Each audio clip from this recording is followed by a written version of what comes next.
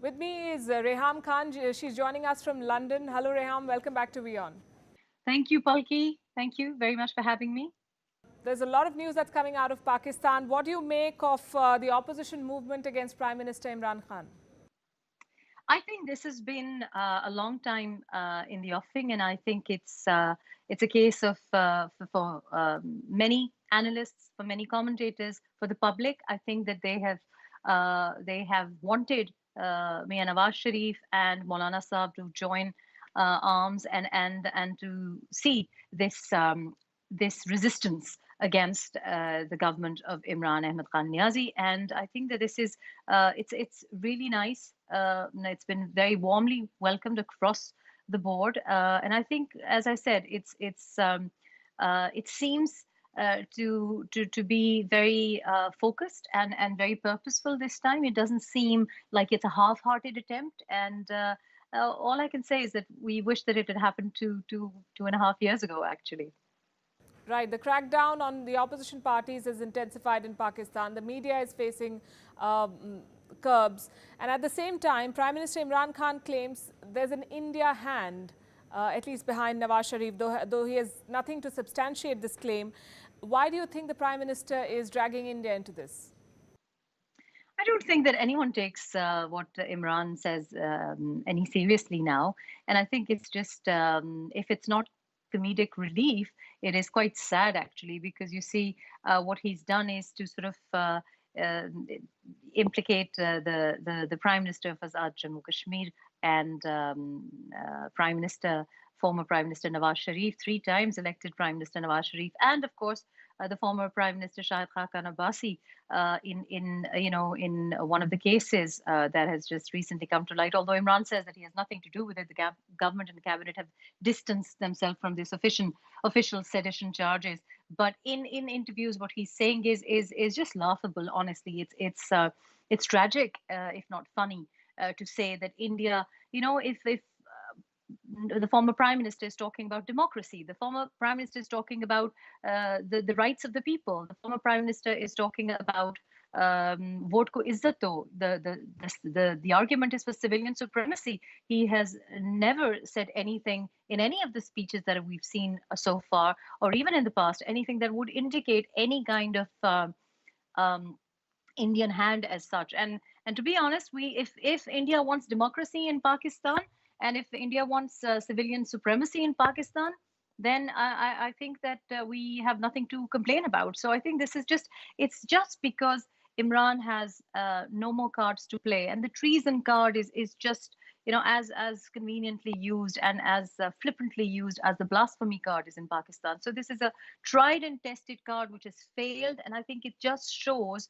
that Imran is in a state of panic and that they have absolutely no argument left to defend themselves. And it's just, the defense of the indefensible. So obviously saying that it's an Indian hand or Indian agenda behind the Prime Minister Nawaz Sharif is just him clutching at straws.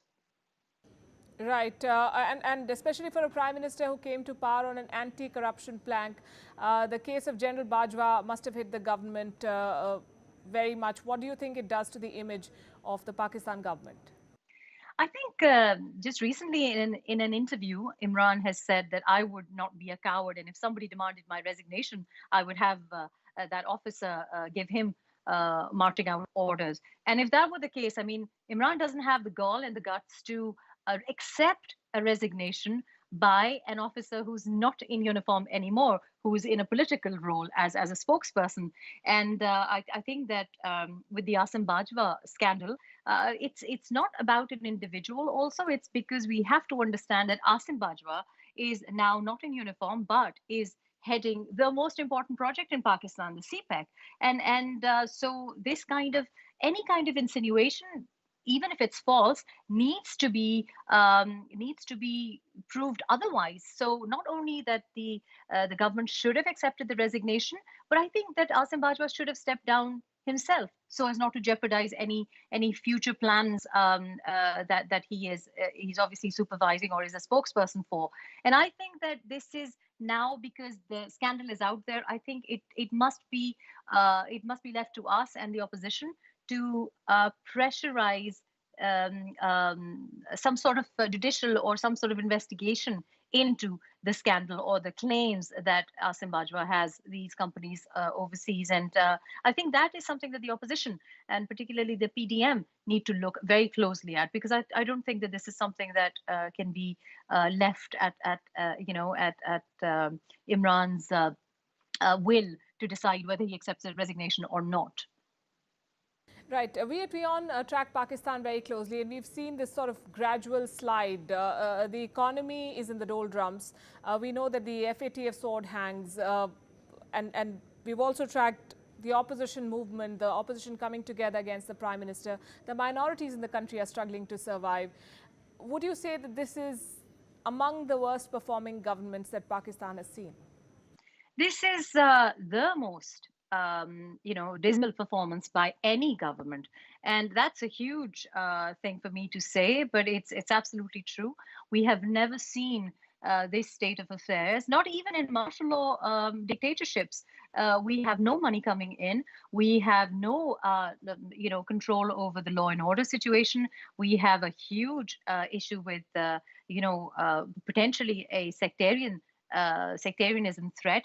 And I think that and it's because there's huge job losses and poverty. If you look at the economy and the way this government intentionally has crushed the rupee against the dollar, and the way the stock markets have crumbled because of this personal vendetta that Imran has against his political opponents. I mean, for the last 2.5 years, we have had no conversation in parliament because many of the political opponents, even the opposition leader has been in custody, has been behind bars. So we can't actually have any legislature, any discussion on very important bills, like, for example, the rights of minorities or the rights of anyone in Pakistan. I mean, we have seen the worst kind of fascism, the worst kind of controls on media. We have the leading print and media journalists taken off telly. One of them, the owner of the biggest channel in Pakistan, is still behind bars. It's unexplained fascism in Pakistan.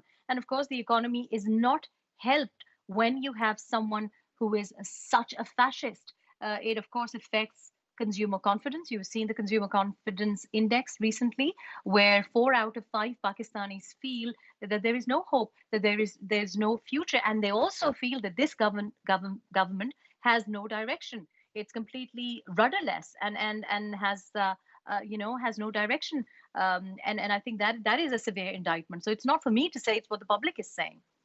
We'll have to see how much platform and voice do these sentiments get in the Pakistani media, given the state that you just mentioned. But Reham Khan, I'll leave it at that for the moment. Thank you very much for being with us. Thank you, Palki.